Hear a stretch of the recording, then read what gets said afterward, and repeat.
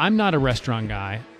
I know nothing about cooking. I don't know anything. I still don't know a lot about restaurants. I just don't. But I'm a testament to if you work 24 hours a day and you're not a drug addict, you're not an alcoholic, you're not a womanizer, you treat people the right way, you work incredibly hard, and you put out a decent product, you can make money and probably make a lot of it. This episode is brought to you by Restaurant Systems Pro. With excitement, allow me to introduce to you today's guest, owner of Sup Dogs, Bret Oliverio. My man, Bret, are you feeling unstoppable today? Today, not so much. My feet hurt from this weekend, but as the day goes on, just had an espresso, as the week goes on and we get into the week, I start to get my vibes back. You got a tall water there, suck that thing down, you'll freshen. Yeah, but I'm good. Thanks for having me on. I really appreciate it. Psyched to have you here. Will Browley from Schedule Flies was adamant. He's like, you got to get this guy on the show. Yeah, he's a good dude. I mean, and I see why. I only give myself about an hour to research my guest. I don't like to know too much. I just like to know enough. Sure. And it's a really inspiring story. We'll get into it. But you guys really started from no experience to like what you are today, known nationwide, and this incredible brand. And I know you're vertically integrating your vodka. Yeah. That's something I'm really interested in. Cool. There's a ton of things I can't wait to dive into today. Thank you. But before we get into who you are and how you got to where you are today, let's get that motivational, inspirational ball rolling with a success quote or mantra. What do you got for us? Mine is short, and it goes back to something I learned in basketball camp growing up when I was probably, 12 years old. It's a quote. It's just a couple words. You let up, you lose. Ooh, you let up, So, you lose. there was like basketball camp T-shirts. It just had that one phrase, you let up, you lose. And that's kind of how I feel about the restaurant business. It's like pedal to the metal. Yeah, and it's like people are like, oh, aren't you proud of what you've done? I'm like, I feel like it could all go away tomorrow. So, and I feel like I have to just keep improving, keep getting better, and just being relentless and working 24 hours a day to not let up, because someone's always trying to come for you. That's kind of what's always on my mind. And the world around us is evolving constantly, Totally faster true. than ever before. Totally true. So if you stay to where you are, if you stay static, the world is dynamic. The world will move beyond you. So I think it's the right mentality to have. And I think, people also quickly forget about you in any profession or job. So it's like, we always got to keep getting better. You always got to keep improving. There's always a way to improve the business and to improve your processes. And so when you asked me that question, it just sort of popped into my head. You let up, you lose. I love it, man. Great way to get this thing started. So where does it make sense to start sharing your story? Take us to the beginning. I had a career in, I went to James Madison University in Harrisonburg, Virginia. I majored in marketing and business, and I knew I wanted to do radio. I'd always been in broadcasting. Here you are. Yeah, exactly. Here I am. After my senior year in high school, I just knew I wanted to do radio, maybe some television stuff, but I wanted a degree in business just in case radio really didn't pan out, or broadcasting, and the restaurant business just I never would have bet in a billion years that I ever would own a restaurant or a distillery or a couple restaurants. It just that thought is just would have been ludicrous to me. I love when I see people who aren't from inside the industry come into the industry with a background in something different, and like what happens is you see it from a different perspective. You have ideas that traditional restaurant owners don't think of, and I see that in your story, just with the idea of approaching college athletes to see if they would want to, what's the word, be brand advocates, or what's the term? Yeah, there's a whole name, image, and likeness thing going on in college sports. But yeah, I'm glad I didn't know anything about the restaurant industry, because to be honest with you, I might not have gotten into it because scared straight. It's so hard, and I didn't know jumping into it how hard it would have been. So I graduated from JMU in 2003, and then worked in radio and television full time in the Washington D.C. area for a sports talk radio show called the Sports Junkies. We took over for Howard Stern when he went to satellite radio in DC and Baltimore. So it was a pretty big time show. Wow. I was the executive producer, then sort of worked my way up to assistant program director at a pretty big time station in DC. And then my wife worked in sales. She sold online homeschool curriculum. And then way ahead of the curve, huh? Yeah, but my wife had worked in restaurants her entire life, and even when we were dating and while we got married, after we got married, she had worked in restaurants forever. But it was kind of just something she did because the money was so good, and she had a full-time job, but she would work once or twice a week just for extra money. Dude, you're totally been in broadcasting, pulling that one ear off. Oh like, yeah, clearly. Well, I want to make sure people. I want to know if people can hear me or not. But man, so what was going on? Like, were you always wanted to work in broadcasting? Are you still doing broadcasting today, or no? Because I feel like I've already done it. You know what I mean? Like I don't know. I did it in the DC area, and it was cool. It was fun. I miss being on the radio. Before I got into restaurants, we were broadcasting from the Super Bowl in Indianapolis, and then, that was on like a Friday, and then Monday, the moving trucks came. We moved down here to Greenville, North Carolina, to take over Sup Dogs. That was 2010. That was 2000. February 2nd or 3rd, 2012. 2012. Okay. Correct. Through the lens of a marketing student, marketer, broadcaster, what are the things you think you do differently today as a restaurateur that you wouldn't do if you didn't have that background? A lot of the stuff I do in marketing is relates back to what I did in radio, putting on big events, how to get attention. I mean, we would do things like,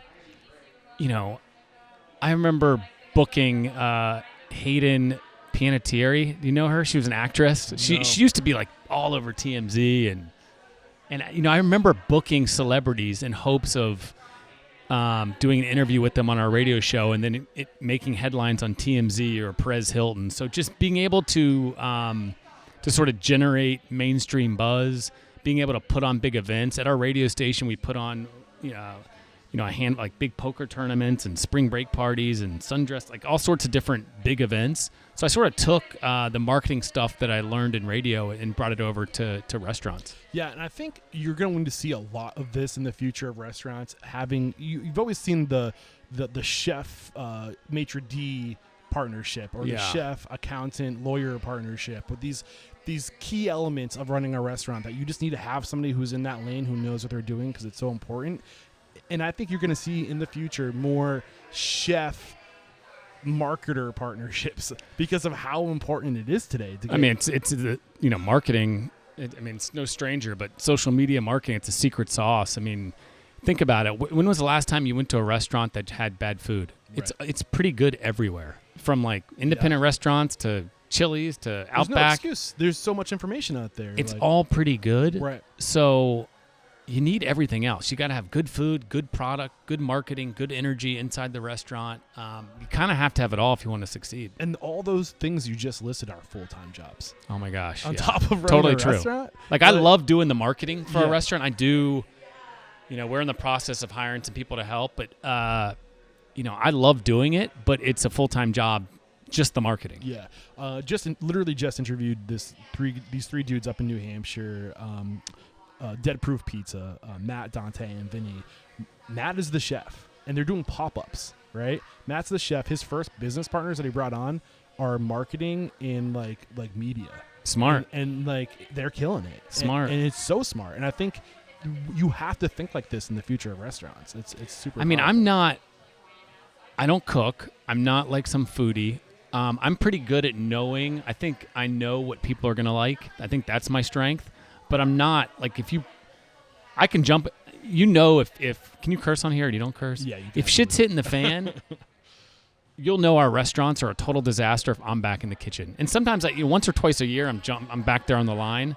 But I'm not like some chef. I don't know what ingredients work with food. But, our food is awesome. Yeah. So, I think the whole chef side of things is there's definitely a lot of restaurants that work off that, but you got to have more than good food. Oh, 100%. We're moving into the experience economy, and we're in it. We're 100% in it. So Before we dive into how the backstory of Sup Dogs, since you came on in 2012, it started in 2008 with your brother Derek.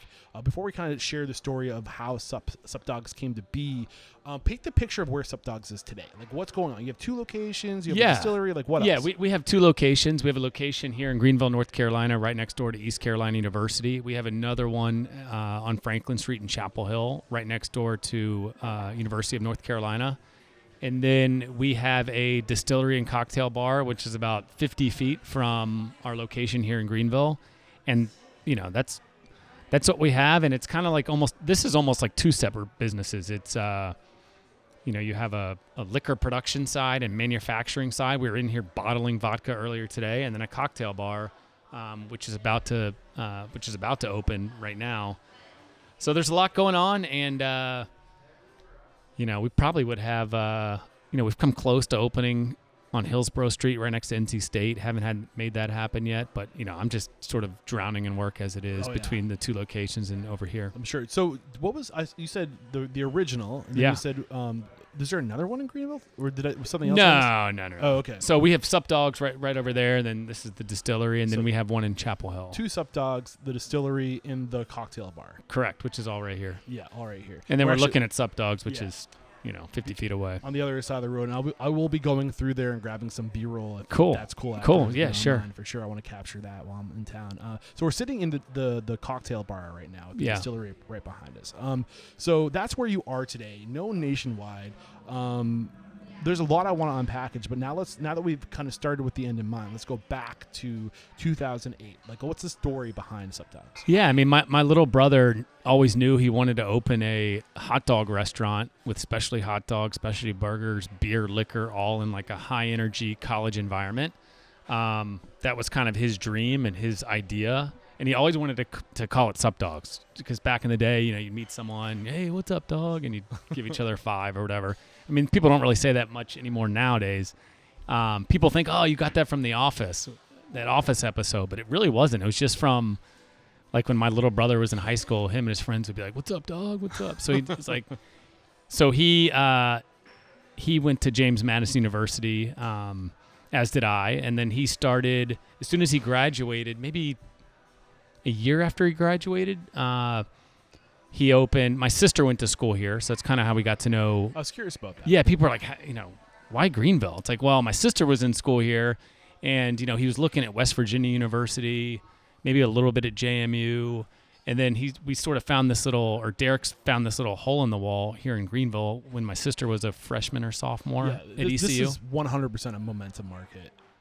Exploding, because my ex-girlfriend went to ECU. Okay, cool. And I actually have been in Greenville before. This is going back 2007, 2006, so just before your brother opened. Wow. And I remember this town. Really? Then, and I remember trying to get a pizza in this town, and I was like, it was in 2007. No offense to Greenville. There was no pizza to be found. Yeah. No, I know. There's barely pizza to be found. I mean, there is right next door finally, but so much has took a changed while. since 2007. The smartphone came out and food across the country just got elevated. True. And so this, I wish it was, I'm sure I would have went to Sup Dogs when I was here back in 2007 if it was open at that point. But this market, I think even like ECU has exploded. In the past 10 I mean, years.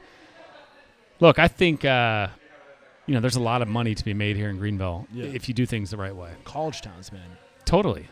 Can't beat the energy. No, there's so much money to be made in college towns. Plus, you have a whole army of people looking for work that are I think that is significantly overrated. People think that. I mean, college kids, it's not like when I was in college where, kids today. You're going to work for penny.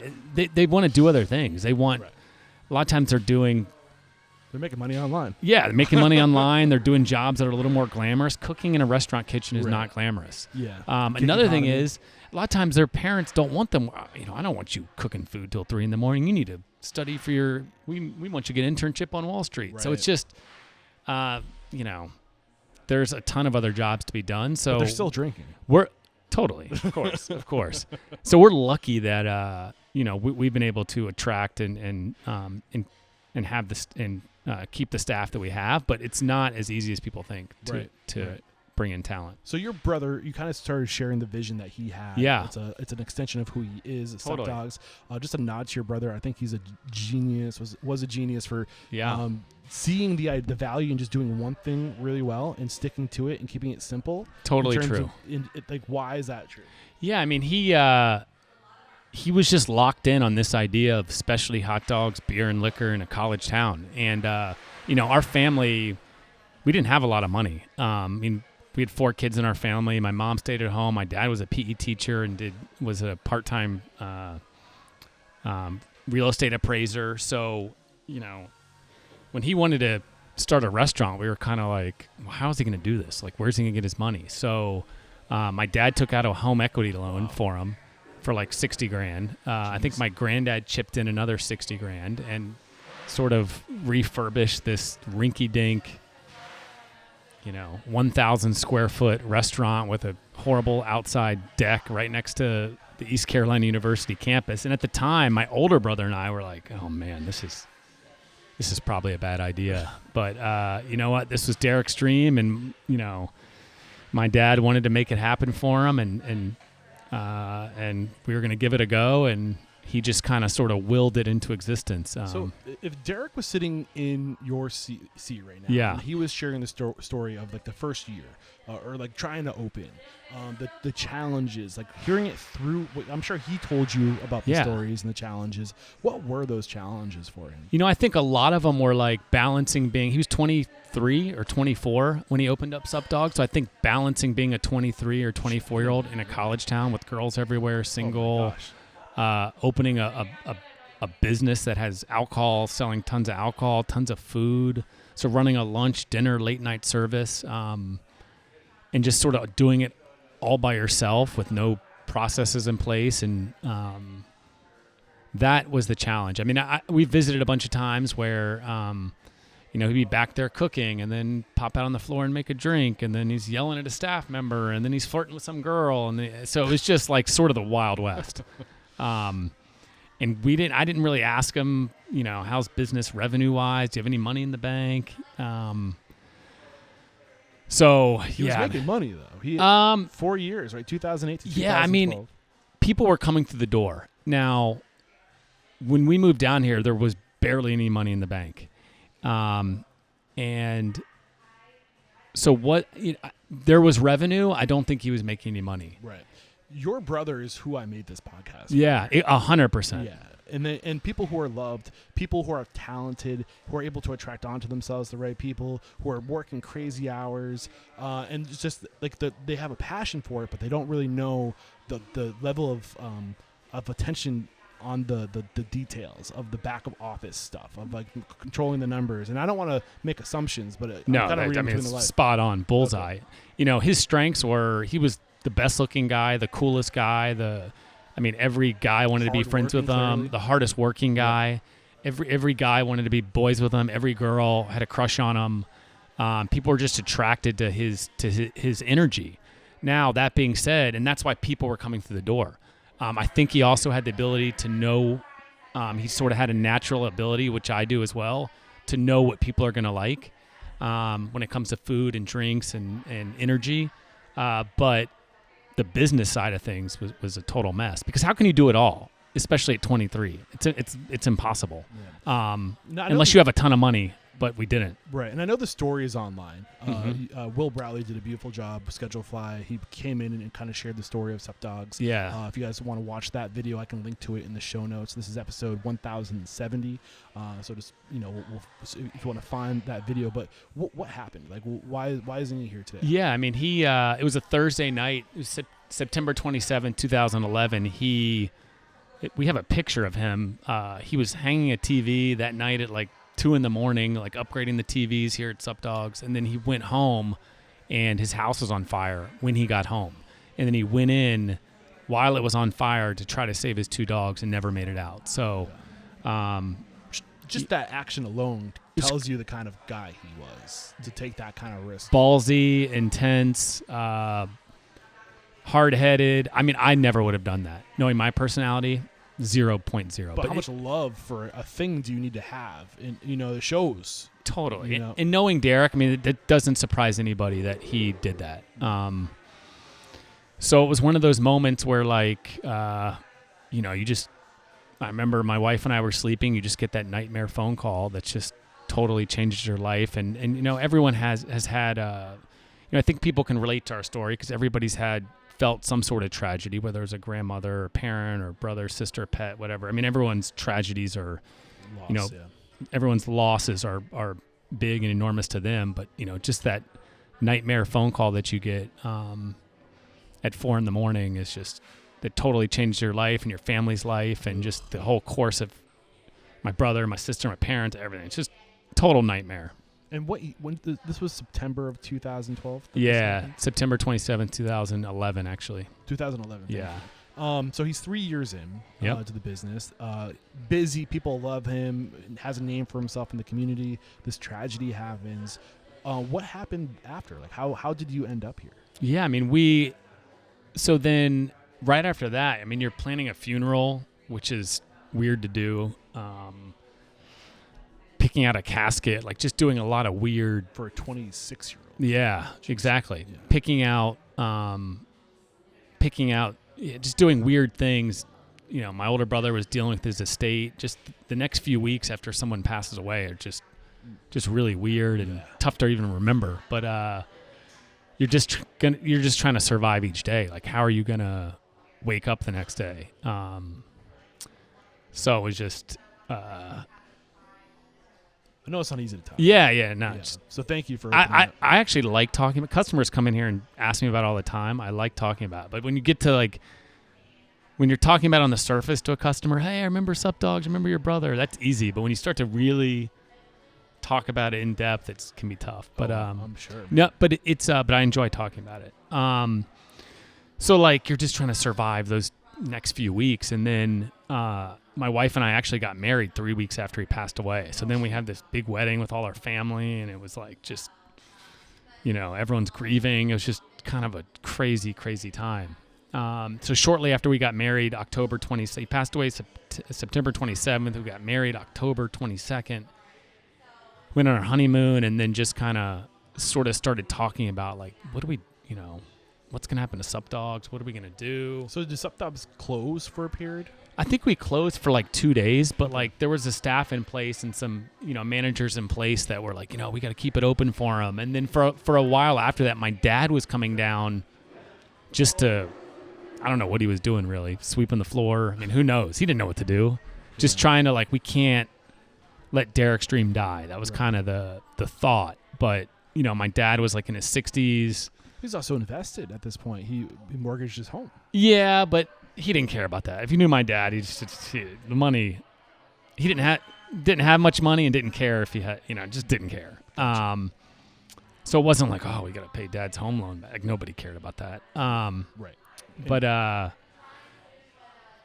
it's just so it was we just started. My dad started coming down once a week, and the tough part about restaurants when it's a one-man show, and we did have some hourly managers on, but nobody that was really invested in the place. There was no, career path for people. There was no benefits for employees or sort of management structure. It was Derek running the restaurant and telling everyone what to do. So when he was gone, it was just, who knows? Right. We're going to take a break to thank our sponsors. When we come back, I want to kind of pivot to where you were in 2011. You talked about just getting married, but where you were professionally. Sure.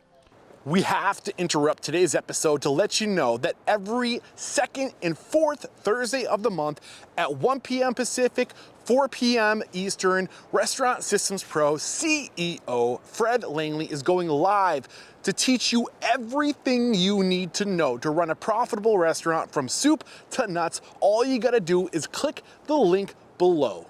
We're back, and you just shared the story of Sup Dogs, and your brother's legacy. You kind of painted the picture of where Sup Dogs was in 2011. But where were you in 2011? It sounds like you were having a successful career. You were having all these opportunities. You were going in the right direction. What was going on where you were willing to walk away from that? Yeah, I mean, I never like thought I would just be in broadcasting forever, but I just got promoted to assistant program director at the radio station. Salary, benefits, the whole deal. My wife had a pretty good job, and we'd just gotten married, and we were kind of just sort of talking about what we should do, and like, well, what if we just quit our jobs and moved to Greenville and took over Sup Dogs, and the goal was to get it to run optimally,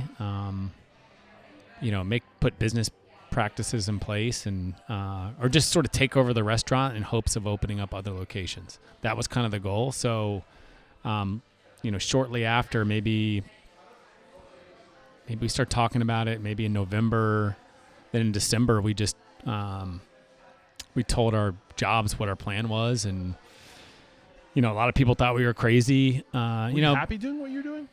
Yeah, I enjoyed it. Yeah. I really enjoyed it. I mean, it was fun. I mean, talking on the radio was fun. I mean, look, any job behind the scenes, being the executive producer, you talked on the radio a lot, but then also were in charge of a lot of the stuff behind the scenes. Tell me about it. Yeah, exactly. So yeah. I mean, you know exactly what I'm talking about. So the fun part is this. Yeah. The part that sucks is like setting up for broadcasts and meetings and emails and coordinating and booking guests. A lot of stuff behind the scenes. Promotion, Yeah, promotions, everything. So it was just selling sponsorship. Exactly. And luckily I didn't have to do that, but I had to work with the sales team and execute sponsorships. But it was, I loved broadcasting the Super Bowl. I really enjoyed hanging out with the guys that I worked with day in and day out. So it was a fun job. I really did enjoy it. So what was like really calling to you to come down here? What was the inner dialogue you were having with yourself to walk away from something that you really enjoyed, that you're good at, that provided you security, to come down here? I don't know. I think it just felt like the right thing to do. I really don't think it was one thing that was like, okay, here's why we have to do it. It was just something my wife and I were talking about, and we were like, yeah, let's just do it. So it's gut feeling. Yeah, more so gut feeling. And then I was confident. Look, worst case, we come down here. And when I think about it, like, it was like, well, there's a good chance that I could go down there and suck at it. I mean, because, when I think about it and I tell people about it, it's like, no matter how hard I work, I can't dunk a basketball, right? So, I mean, I could work 24 hours a day to try to dunk a basketball. I'm not going to be able to do it. And there was a chance that could be the same way in the restaurant business. I could work 24 hours a day. I might not have the skills. I might not have the ability to operate a successful business, no matter how hard I tried. But I was confident in the fact that, if I did move down here and I sucked at it and, worst case, the business failed, we stink at it, the business fails. Okay, we can move back to Northern Virginia and, I'll work at Starbucks or, just get a Joe job. Right. I was confident I could do that. So you came down here, it was 2012, right, when you came down here? Correct. What was the biggest challenge for you? What was it like when you got here? We the plan was we moved in this little apartment. The plan was for my wife to sort of get us set up for a month at home, like, just putting furniture in place and learning the area, and I was going to go into the restaurants and own the restaurant. And I didn't know what that meant. I'd never worked in a restaurant in my life. And I remember showing up, the first few days, and those were really challenging because I'm like, I remember going home and I've told this story to Will at Schedule Fly. Like, it was just, I didn't really know what I was doing. I had no clue what I was doing. The days were long. My body was sore. My feet hurt. How did it make you feel? It made me feel like I was doing the right thing by being in there, but I was a fish out of water.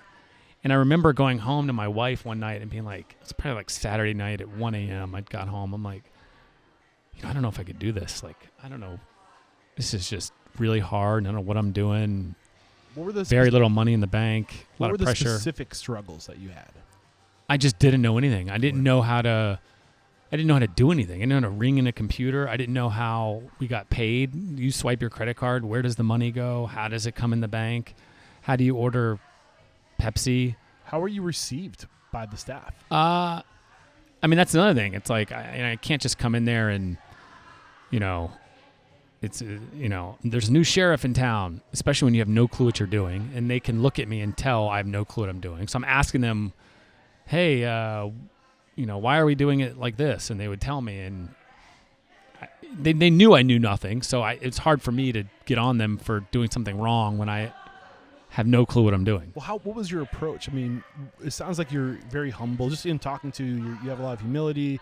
Yeah. It sounds like you're not the kind of person to come in and start slamming the hammer. Like, it sounds like that you're willing to listen and be educated. Here's what I said, look, I'm just going to show up every single day and ask every dumb question to everybody. And I remember I would ask the world's dumbest questions to everybody. And I remember they would look at me and people would laugh. They'd be like, like this idiot. I remember thinking like, okay, just wait.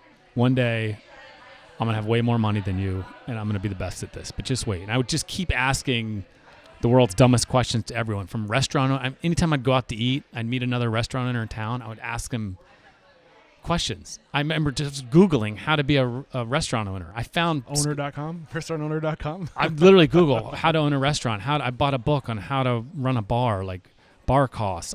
That's partly how I found Schedule Fly. Like they had a book out. It was like Restaurant Owners Uncorked? Yeah, exactly. Restaurant Owners Uncorked. I remember reading.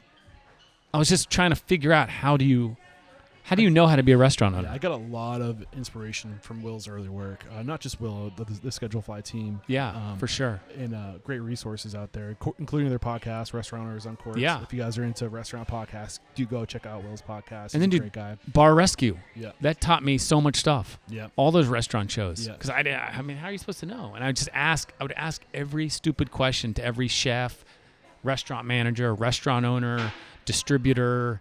But this is the lesson right here, in between the lines, is like swallow your pride, go talk to people. I had no pride. Just go talk to people and ask, and you'll be so surprised at how many people are willing to offer help and to give information and give it. Not everybody. They are 100%. But at the same time, kind of making fun of you. But then you got to have that sort of fire inside you that's like, okay, just wait. That was kind of. But it's that fear being made in front of that people, why they won't go ask for correct. help. So swallow that. And I talk to a lot of restaurant owners that are just starting out, and like, I'm always happy to help and answer questions. But a lot of them, they want to act like they already know what they're doing. Yeah. Maybe because they've already worked in a restaurant. But back to what I was saying. I remember coming home to my wife Saturday at 1 a.m. and she's like, "Look," and I remember it's like, "I don't know if I could do this. What do we do? This sucks. This is hard."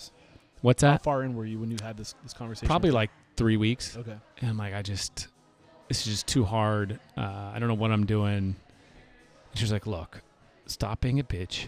Go in there, walk around, hand people their food, get refills, talk to people." She's like, "You'll know who wants to talk to you, who doesn't want to talk to you. Be nice to people. Ask staff how they're doing. Keep asking questions. Just come on, you got this." Thanks, honey. Yeah, and that kind of was like, okay. So, from then on, my mentality was, I'm going to show up here every single day, and I'm going to work 24 hours a day every single day. And there's a chance I could still suck. There's a chance we could still have no money. There's a chance that the business could just still be the Wild West with no business practices in place. But all I can do is work 24 hours a day and hope I can pull it off. What was the tipping point? When did things start to get better? I think maybe about a year into it. Okay. We started to save a little bit of money. But keep in mind, we're living in a tiny apartment. I'm driving a old Ford Explorer that we took all our wedding money and to put into the transmission. My wife's driving a 2004 Toyota Corolla. Like, we're living, I all the credit goes to my wife. I mean, do you know how many, we moved down here. I was 30. She was 34. I would be like, "Jenny, you have to work Saturday behind the bar because we need the $150 that she would make in tip money." So here she is in a college town. And you remember, like, ECU back in the day, this crazy madness of a college town. Everyone's drunk. And here she is working late nights because we needed the $150. And, she's working at night. I'm working during the day. vice versa. She'd serve some lunch. She served a lot of lunches, and I would work at night and just trying to grind through it and scrounge up money to live in hopes that the business can save money. So for years, we made pennies in hopes to save money for the business. And that's a tough part about owning a restaurant. It's like most people just have to think about their own personal finances. Here I am, like, I got to like think about the business finances when we have no money, and then my own personal finances, and I had no money. It's like... And then all of your employees that are depending on the job, right? And everyone wants raises. They're all depending on the... That's another whole side of things. Yeah. So it's... So what started to happen after a year? Did I cut you short? No. We just started saving some money. And that was, you know... If you run out of money, the game's over. Yeah. You know, the walk-in cooler breaks. Dude, you don't have $5,000. You're cooked. You have no idea how the coincidence of you talking about this right now, because I literally was in my camper, in like right out front of your Sup Dogs location here in Greenville, live in the network with past guests, Danny and Alan from Cracked Kitchen up in Massachusetts. And he was talking about just the importance of having money put away. If you're living with $100 in your checking account, it's such a bad place to exist because things happen. You need security. You need cushion. The refrigerator breaks. You know, like you burn a bunch of food or like whatever. Like you got to get to that point where you got to be putting money aside. Yeah. So what was your approach to saving? Were you following any advice or like? I mean, just living extremely frugal in my personal life and just saving every cent for the business. That's amazing advice too. Yeah, I mean, there's no, even to this day, like it's not like I'm buying boats or nice cars or, I mean, I was all in on trying to save money for the business. But at the same time, like I remember buying a frozen drink machine off eBay for $3,000, which I was also dumb because we didn't have much money in the bank. But I thought it was a lot. I don't know. It's like, relative to, you know, what you might have had in the past. Or yeah, I think we had like $28,000 when I moved down here in the bank, and we probably owed the food distributor $9,000 and DirecTV $2,000. I mean, but I thought that was a lot of money. I didn't know how fast did that go away. Right? Yeah, exactly. I didn't know, but that brings me to like I didn't know. What you don't know. What you don't know. Right. So if I would have known about, if I knew anything about restaurants and how little money that is, I mean, a walk-in cooler, you know, we just had an ice machine repair for $3,000. It's like that money, you could dust through that money quick. So fast. I'm just lucky I didn't know because I might not have done it. Yeah. But the big takeaways there, limit your personal liabilities. The less you can draw on your business, the less your business you need from your business, the more you can put back into the business. So like, what are you willing to move in with mom and dad for a while? Like if you can, if that's an option, swallow your pride and do it. Like, are you willing to like get like, you know, sell like your new car for an old beater that will get the job done? Do it. Any liability you have, eliminate your debt before you open a restaurant so it can go all back into the restaurant. 100%. I mean, we were lucky that when in our personal lives we moved down here, I don't think we had a lot of debt. So we were able to just live really below our means for years. Yeah. And it's not like, you know, oh, we had a great weekend, so now we can go on vacation. Like there was no buying expensive things. There were no lavish trips. There were, you know, it was being 100% focused on trying to save a little bit of money for the restaurant. Yeah.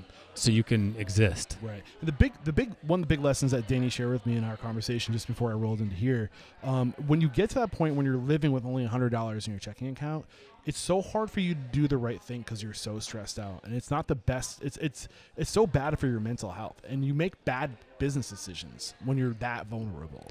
So it's so totally true. I mean, in our staff, you know, I hear staff members talking about, oh, well, you know, I'll hear them. They'll be like, oh yeah. They'll be talking about their money issues and, you know, I got to pick up a shift. I got this bill due. And, you know, they think like I can't relate to that. I mean, it doesn't feel like that long ago I was overdrafting my checking account, just like everyone else. Like, I mean, that wasn't that long ago. So like, I'm no stranger to being able to live frugally and just trying to skate by. But in the restaurant industry, if you run out of money, you just close. You stop paying sales tax. Also, one thing that my little brother did have in place, which really helped a lot, was a good accountant. So we were able to know sort of our numbers. Things were being tracked. We never were behind on sales tax or had any tax issues. So that was huge, was having an accountant. Because I think that's what happens to a lot of people. They get in a race. You run out of money, or you're stressed out about money. You want to take a vacation because you're working 100 hours a week. And so you skim on your sales tax, or you don't, So we're lucky that we never were in that game. I'm just going to mention it. We won't go deep into it because my listeners, they've heard it from me a bunch of times. Yeah.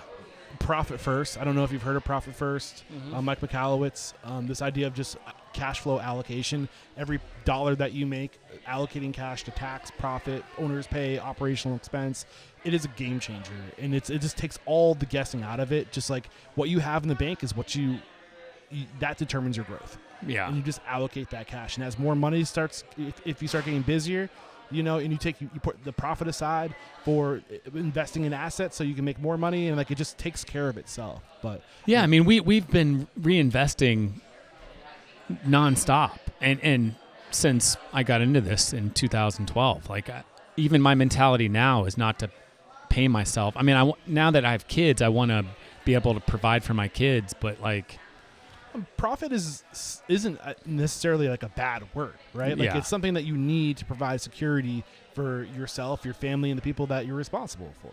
But you have to make sure it happens so you can grow, and so you do have that fiscal security. Yeah.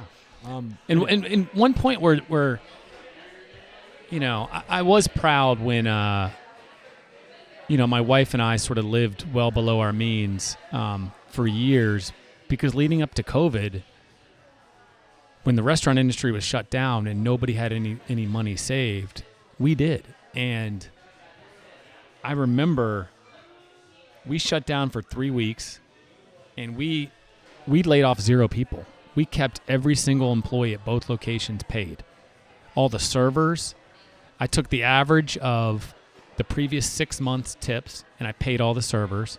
I took the average of every cook and manager and paid them in full. While we were closed during COVID, nobody missed a paycheck. I laid off 0 people, and I was proud of that. And I remember talking to my older brother, who it's a family-run business, and he provides some business advice and guidance. I'm like, how long are we going to? Keep in mind the world's melting down, and I didn't know how long are we going to be closed for, a week, a month, 5 years, who knows? So I was talking to him. I'm like, look, we got to keep people paid just so I could sleep at night, and we sort of just made the decision that we're going to keep paying people and just go down with the ship until we just couldn't take it any longer. And, we paid out over $110,000, and that's outside of PPP and all. That's before the government announced any support. Yeah. Any support. Yeah. We spent $110,000 keeping staff paid, because our cleaning guy, our cleaning guy in Chapel Hill, who does dishes for us until 4 a.m. and then cleans the restaurant from 4 to 6 a.m.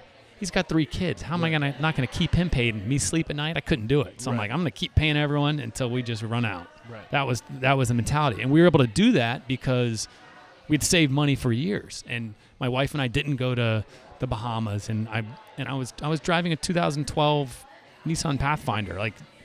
So I'm thankful that we put those processes in place to save money, because when shit really hit the fan, I was able to be there for our employees who work so hard for us. And they're there for you today. Yeah, 100%. It comes back around. So I really want to start focusing on, we got to this point, the initial, how hard it was, the challenges. You said a year in is where the tipping point started to happen. Yeah. What were the key things, if you're looking back, what was it that you started doing differently that it got easier? I think, just sort of doing the math on food and beverage. There's a lot of restaurants to this day that don't have their menu costed out. They don't know how much it takes to make a burger. What's the burger cost, and what are you charging? I think a lot of people are like, oh, well, I love this dish, so this is going to be on the menu, and I'm going to make up a number to charge for it because that's what I think I should charge. But meanwhile, it's losing money. So really costing out the menu, raising prices. My wife she still goofs on me because we had like our sodas were like 99 cents or $1.49 or whatever they were back in the day. And so she went around to every restaurant in Greenville and was writing down all their drink prices.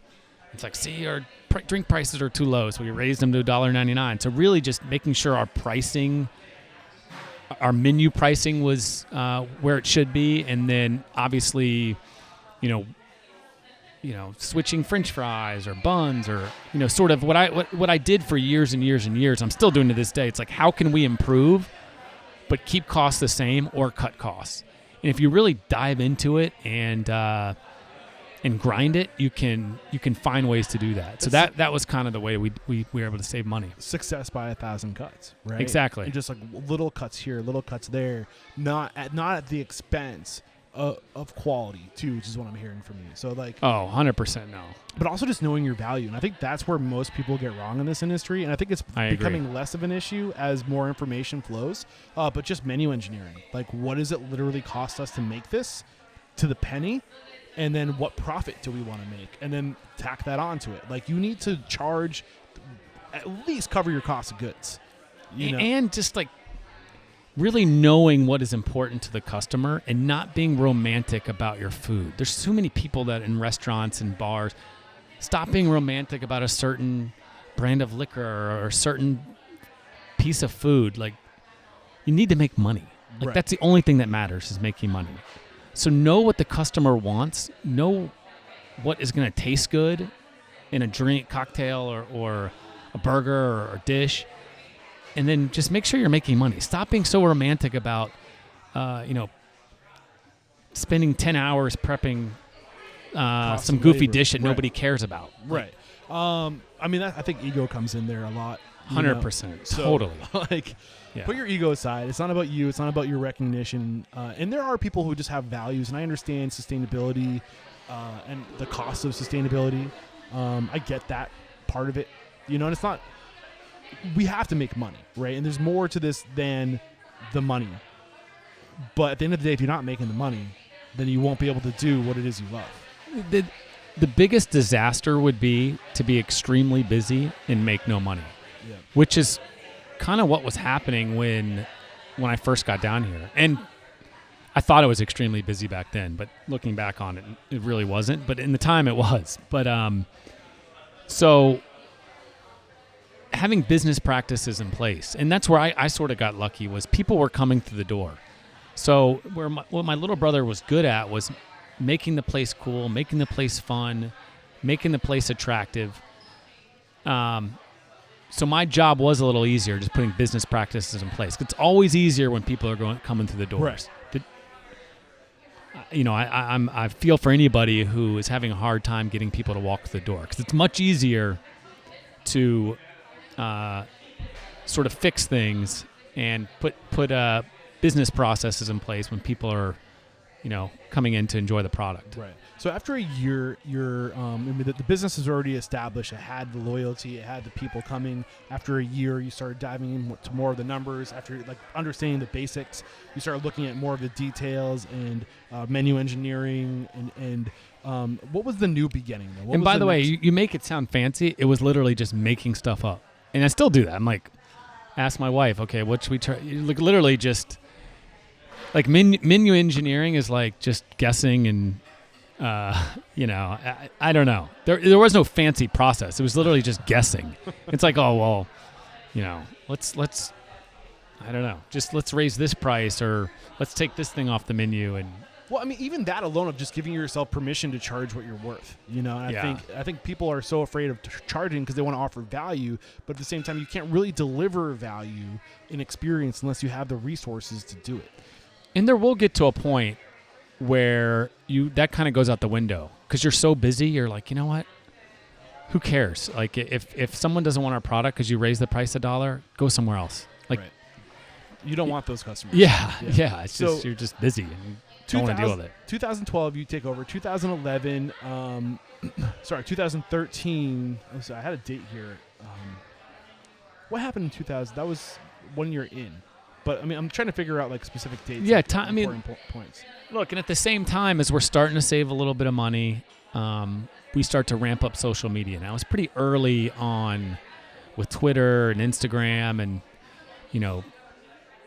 doing, we were doing the Wendy's thing before, Wendy's is, razzing people on social media. We were doing that 5 years before they were doing it. So really being ahead of the social media game, building a brand, my wife always thought the Redskins cheerleaders were cool. The professional football team. Now they're the Commanders. Yeah. So she was like, you know what, our staff, we need to treat our staff like, because all of my brother's concept, like all the servers are girls. She's like, these girls need to be the Redskins cheerleaders, like the coolest girls in town, the hardest working, the best paid. This is a prestigious job. So that's kind of where, staffing evolved for us. So just being ahead of the game and promotions and doing a lot of things that other restaurants don't do. I mean, even to this day, my wife, there's a couple cheesy burger places near our Chapel Hill location, and she's like, we are not that burger place. Let's be edgy. Let's be cool. Let's try new things. Let's be goofy. Let's be out there. So that to this day, we're still trying to do things that other people aren't doing. I'm curious into like the psychographics of that, right? Yeah. So like this is like the marketing coming in and realizing that people go places because of what people think of me when they see me there, right? True. And I think that your wife and maybe you too kind of saw the value of really being selective with who you hired and establishing like this higher tier, higher quality worker and people who want to be associated with hardworking and, like the Redskin, the Redskin cheerleaders. Like, how do you create that culture? How do you say, like, this is who we want to be? But then how do you actually get cool, hardworking, attractive people to come work for you? Yeah, I mean, anyone can serve a drink with fresh squeezed juice or a beer or a hot dog. So what it comes down to is the people. And that's kind of something that I sort of had an instinct for. And just if you finding good employees and paying them. I mean, we pay our back of house more than any restaurant in this whole city. Our servers, luckily, due to generous customers and the volume of customers that are coming through the door, are making more money than any server or bartender in the whole city. So it's about finding good employees and treating them better and paying them more. Yeah. So that's it. And then, little things like our staff Christmas party is nicer than any staff Christmas party, any corporate Christmas party. I worked at CBS. Like, it was way nice. Our staff Christmas party now is way nicer than our Christmas parties at CBS. It's like, everyone's getting dressed up, full open bar for people over 21, awesome food spread. Like, so just, doing things the right way, working incredibly hard, treating people as good as you can possibly treat them, and being overly generous. And if that's not good enough, take a hike. It's kind of my mentality. So as your operational costs increase, right, because you're offering more money, you're spending money on these parties, are you offering benefits? We do now. So it took a while, but,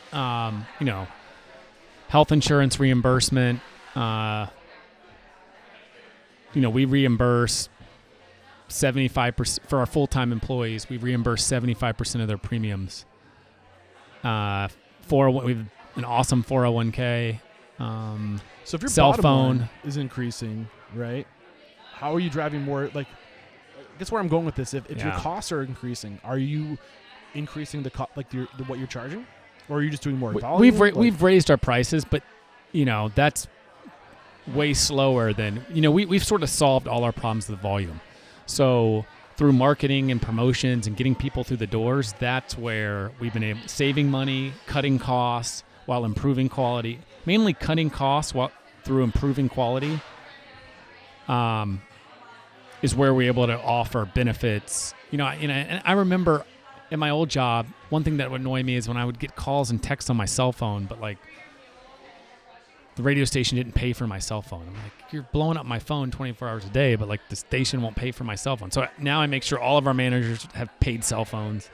So really just cutting costs while improving quality, making sure your marketing and promotions are through the roof, And that, if your quality's going up and your marketing promotions are through the roof, people should be coming through the doors. Yeah. And if they are, then that's how you can offer these things. So in terms of cutting costs and improving quality, reflecting back over the past 10 years after you start really getting a grasp on your business and things start getting easier, reflecting back, what were the key things you did that improved quality and cut costs?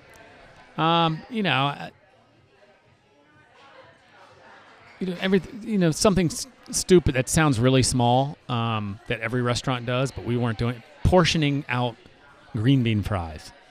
Portioning out. We were doing when I first got there, we were doing no portioning. It's like there were no cost controls in place. There was no inventory process. I mean, even now our inventory process could get better, but so basically, upgrading your French fry. Like we upgraded our French fry to a fry that's, and I didn't know if there's one French fry that looks like McDonald's, it doesn't taste like McDonald's. So I didn't know there were different types of quality of potatoes. I had no idea. I thought a French fry was a French fry. So offering a better French fry that tastes awesome, holds heat longer, but at the same time, you are making sure the right portion is going on each plate. So you're cutting costs, improving your quality. So cutting costs by portion control and then offering a better product to bring people back. Correct. And then knowing what people are going to care about. So sort of everything we do is marketed. Everything we do, and this dates back to my brother, and he had the same thought as well.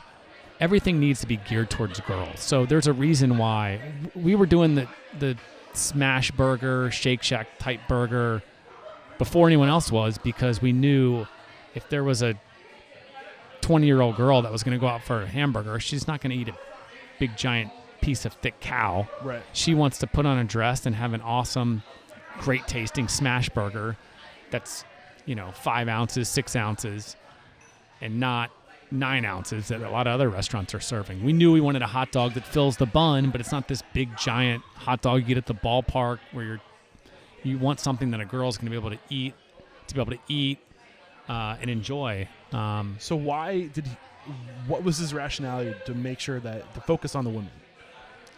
Yeah, I mean, that's just how this world works. I mean, that's kind of what we've stuck to. I mean, I didn't want to in the restaurant and bar business. I mean, well, there's true. I mean, if girls come in, anything I do when it relates to bars and restaurants is 100% of my thought is how is this going to affect women? Right.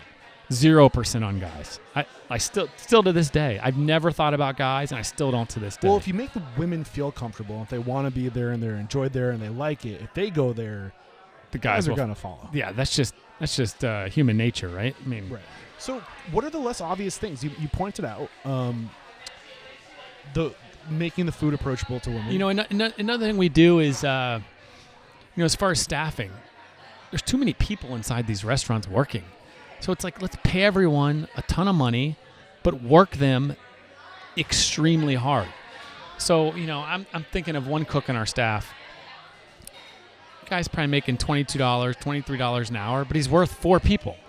So it's instead of having 4 people in there, paying him $12 an hour, let's have one guy in there, pay him a ton, make him feel valued, and work him extremely hard. And another thing is, we run our staff, even front of house, extremely thin. So I want our servers that are going to be in there, I want them to make a ton of money because they're going to enjoy working there. They're going to make more money than any other restaurant, but they're also going to work twice as hard.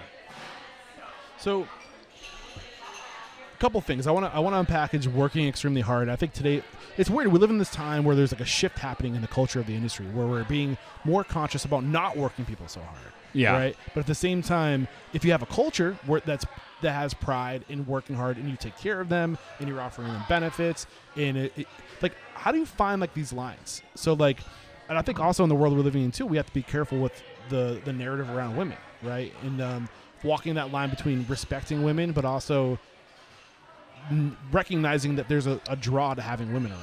Which, by the way, I never worked in a restaurant before I jumped into this business, and my wife talks about something good that's come over social media is, restaurant owners and people in the restaurant business are being held accountable for their actions. So, I think if you talk to any of our staff members, we do everything above board, try to do everything the right way. I tried to run this goofy little hot dog restaurant like I'm running, any big company.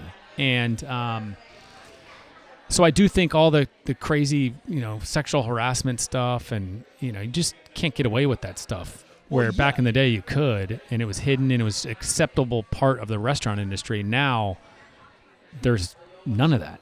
Right. At least there's less of that than there was back in the day. Right. It's always going to exist, but Right. we can do better to get those numbers as small as possible. And at the end of the day, but let me back to what you were saying before I lose that my thought. As far as employees, you kind of have to take more of their shit, pay them more. But taking more of their shit is just being less like a drill sergeant, being a little more lenient if they're a few minutes late, being a little more lenient if, there's a lot of these chain restaurants that have all these goofy rules. If you don't show up with 10 pens and, a notepad and, your shoes aren't clean, you're going home, you're fired. Like, you can't do any of that stuff. Right. But working hard is non-negotiable. Right. So what I'm hearing from you is that you expect a lot more from most other restaurants would expect from their employees in terms of their work ethic and showing up and, just showing up to do work. But you're also giving more. Correct. And you're giving more, you're paying them more, you're seeing them and recognizing them and valuing them more and appreciating them more. So if you're going to expect more, it can't be a one-way street. Correct. If you want to attract onto yourself the hardest working people that are loyal to you, like, you got to give before you get, and that's come out of your story. And you are. And I was hoping, like, this is like what I was expecting the conversation would go here. Yeah. Because I could see it happening. Yeah. But what I'm seeing, what I'm hearing is that if you want to attract onto yourself the hardest working people, you can't expect that hard work to come before you've given. Totally true. And yeah, exactly. And what it comes down to here's what I demand is people who work hard, try hard, and are nice, are good for culture. If you don't work hard, there's basically two things you can get fired for at Sup Dogs. Being an asshole and stealing. Anything else, I can find a job for you. If you're nice, I'll find a job for you. I think the work hard thing sort of stems from the top down. I was plunging the toilet. I was cleaning up throw up a week ago. I bet that never happens here. Yeah. Here at this bar, it doesn't, thank goodness. But it's a little elevated. So, I setting the example from the top down. I think there's a lot of restaurants where the managers are doing nothing, the owner's doing nothing. You'll never in a million years see me sitting at the bar drinking while the staff's in the weeds, or right. I'm in the trenches with them as much as I possibly can. Yeah, I'm happy you're saying this because we're about to launch. Like, I'm finally, after 10 years of learning, I'm taking the leap to start teaching some of the biggest takeaways and lessons I've learned. And I think one of the things, and I love culture, and I think when people make their core values and they make their vision and they make their mission statements, they're thinking, like, I'm making this for my people, right? But I think the reality is you're making it for you. Yeah. You're writing down the things that keep you honest. And once those core values, once your vision, your mission gets written down, it's so you you start doing those things every day. You have to do those things before anybody else. Culture isn't what you write on paper, it's what's happening every day. And it's a code of rules for you. What's going through your mind as I'm saying? Yeah, you can't I think you have to lead by example. And I try to do that every single day, whether it's never will you hear me tell someone, go clean up the throw up or go mop the floor, or go do these dishes. It's like, hey, help me with this. So I'm there right along with them. Anything that anything I've ever asked an employee to do, they've seen me do first. And nothing is more important than the culture of the restaurant, because ultimately that affects the customer experience. And I tell any staff member we hire, like, most restaurants, are pretty small, and if people are in a bad mood, if there's one person in a bad mood, instantly that affects the customer experience. It just does. So, we're at a weird point where we're pretty big, but we're not too big where I can't know each employee on a personal level. Back in the day, before we had 2 locations, in this business, 3 locations, I used to really know everything about every single employee 24 hours a day. Now that's a little tougher, but just caring about people, leading by example, and then trying to provide value. I mean, anything we do in our business, my thought is, first off, for our staff. In a very distant second is our customer. It's just how it goes. And I care about our customer, but I care more about our staff. So I kind of want to go back to this idea, and you mentioned earlier just the importance of making women feel comfortable, right? Yeah. Things you can do in your business that are maybe less obvious, on like things you do to go out of your way to make the people who you're responsible for feel comfortable and safe, and they're attracted to you. Like, what are those like less things that we can all do to appeal towards? Are you talking about staff members? Yeah, staff members or customers? and customers, just generally speaking. And this is kind of a weird conversation, but at the same time, I think there's something here that is good advice on just how to making people feel like safe and comfortable and want to come be with you.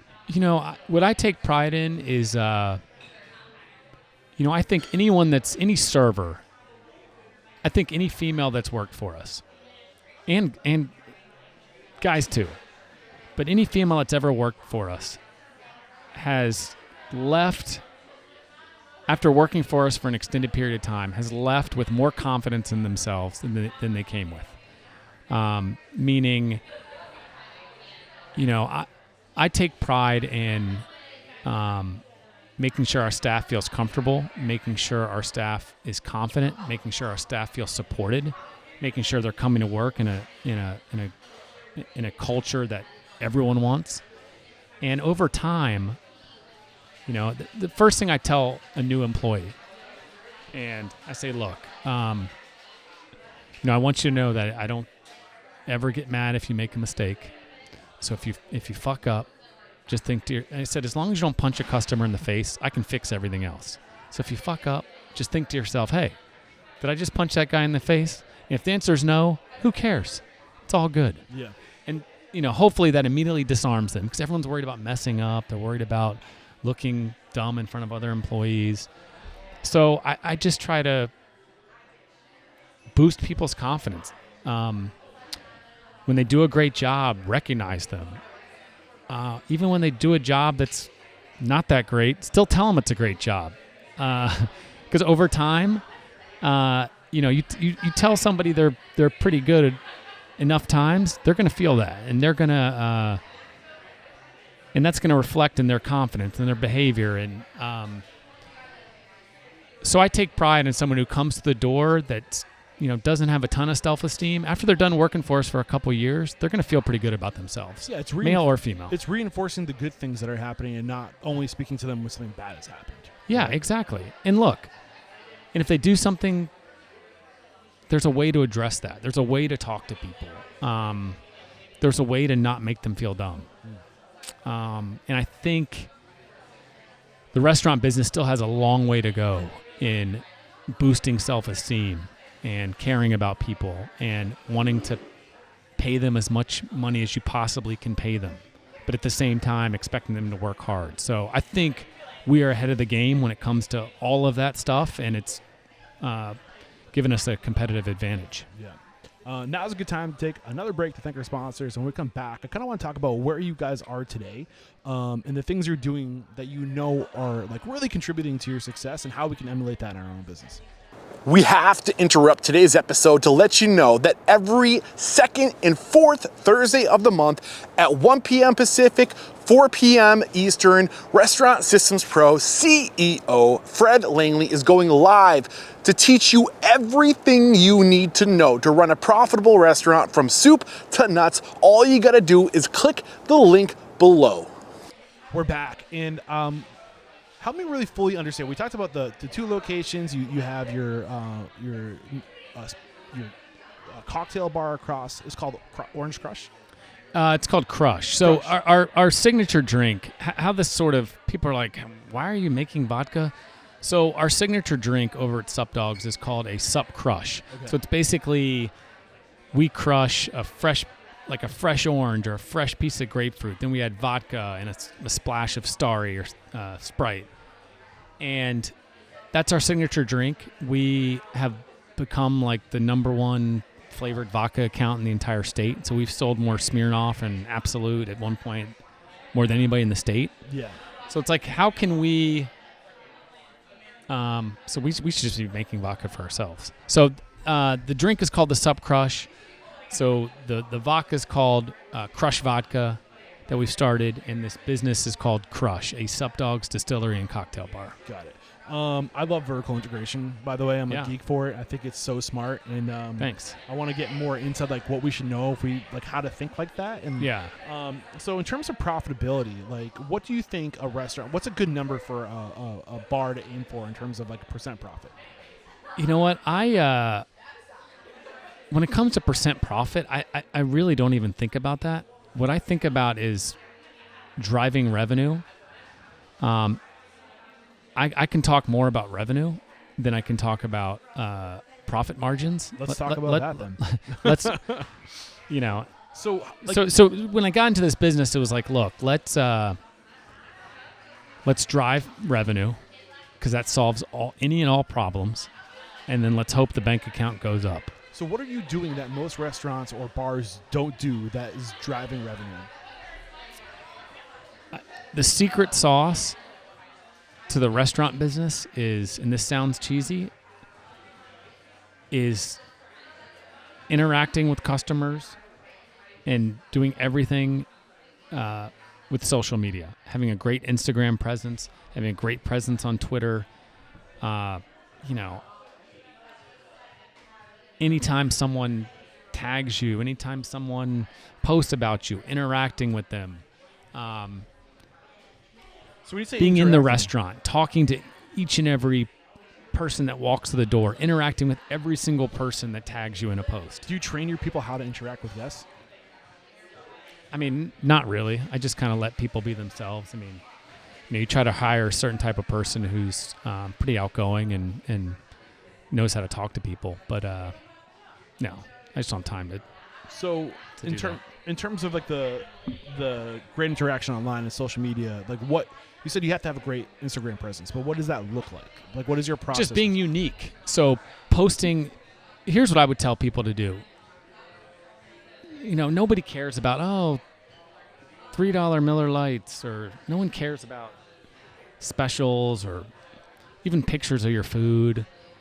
Show behind-the-scenes stuff. I try to show behind-the-scenes stuff. I try to sort of give people a glimpse into what it's like to bottle vodka, what it's like to make hot dogs, what it's like to host or serve at our restaurant or make drinks. So give people a behind-the-scenes look at your business.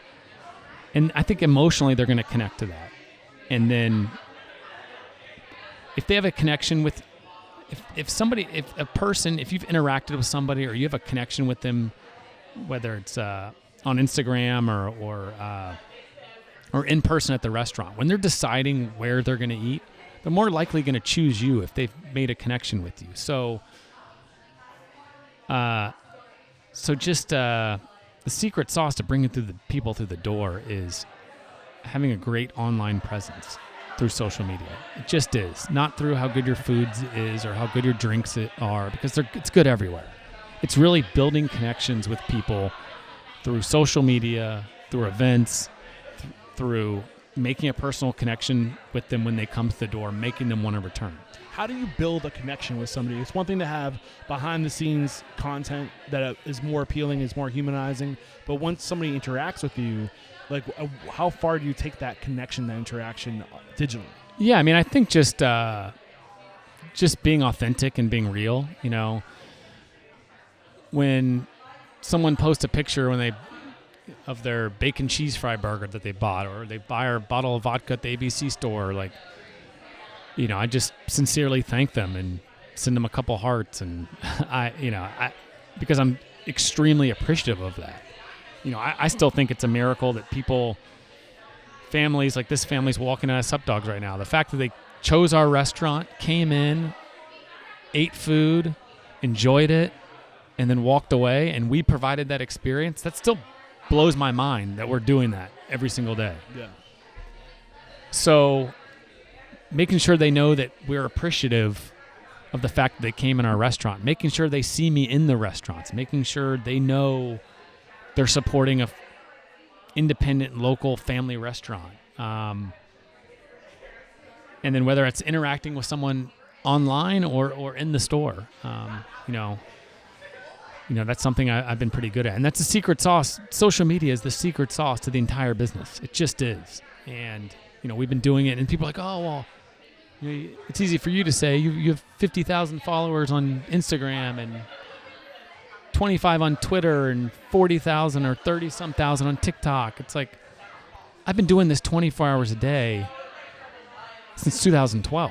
Like, if you do it for 10 years, you could have a following too. So it takes time. What is your mindset when you wake up and you pick up your phone and you start doing social media? A lot of it I just enjoy. So, like, let me give you, Christmas morning, I do this thing where I've been doing it for years. Like, okay, who got the world's worst Christmas present? And then we're going to make up for it and text you a Sup Dogs gift card. So people are like, thanks, Grandma. Grandma got him a stick of deodorant, or, people just have a lot of wacky family members who give horrible gifts, and we make up for it and we send them a Sup Dogs gift card for $25. And how many people are they going to tell? We sent them a gift card that, cost us 1/3 of that $25. So what does it cost us? $8? Meanwhile, they tell 10 people, oh my gosh, Grandma gave me a stick of deodorant, so Sup Dogs sent me a gift card. And they tell 15 different people. What's the value in that? The value, and another thing is, this girl who's drinking espresso martini, when she takes out her phone and posts a picture of it on social media, like, there's so much value in that most restaurant owners don't realize. I think some are starting to realize it, but, like, still not enough. Like, these people are doing the advertising for us. So by taking pride in, what can we do to create a path of least resistance to get people to do social media for us? Yeah, everything's got to be Instagram worthy. All of our cooks know every hot dog you make, every plate. It's another thing that we've been better at than most people throughout the years is, like, picture perfect food every single time. Even if it's a hot dog and fries, there's a way to do that picture perfect. So when you come and get a Hawaiian dog, the drizzle, the Sup Dog sauce and honey mustard drizzle on the pineapple is going to look awesome here, and it's also going to look the exact same in Chapel Hill. I want to get into that kitchen with my camera, right? Yeah, it should. As long as it doesn't look dirty back there, I'm all for give it. Them a heads up. But yeah, it's like picture perfect food, Instagram worthy drinks, Instagram worthy food. Providing a good energy inside the restaurant, then a lot of times the customers are going to do the advertising for you. So, is there a campaign? You kind of shared like what I would call a campaign, where every Christmas you have a campaign where you do your Christmas gift, bad Christmas gift thing. Yeah. For the sake of calling it something, let's call it a campaign, right? Sure. It's a process. It's something that you do. Yeah. It's a ritual. What are some other campaigns that you've seen traction with that we can emulate? I would say everything comes down to just posting behind the scenes stuff. People want to see. You can build an emotional connection with people if they can get a behind the scenes look into the work you're doing, how you treat your staff. I think people enjoy seeing, if they like coming into Sup Dogs and they like our food, I think they'll enjoy seeing what it's like working at our restaurant, or seeing what it's like, if you're an ECU grad or UNC grad, seeing what it's like on game day, see what it's like in the kitchen, behind the bar, sort of behind the scenes stuff. You're where people can me for content right now. Dude, I know the camera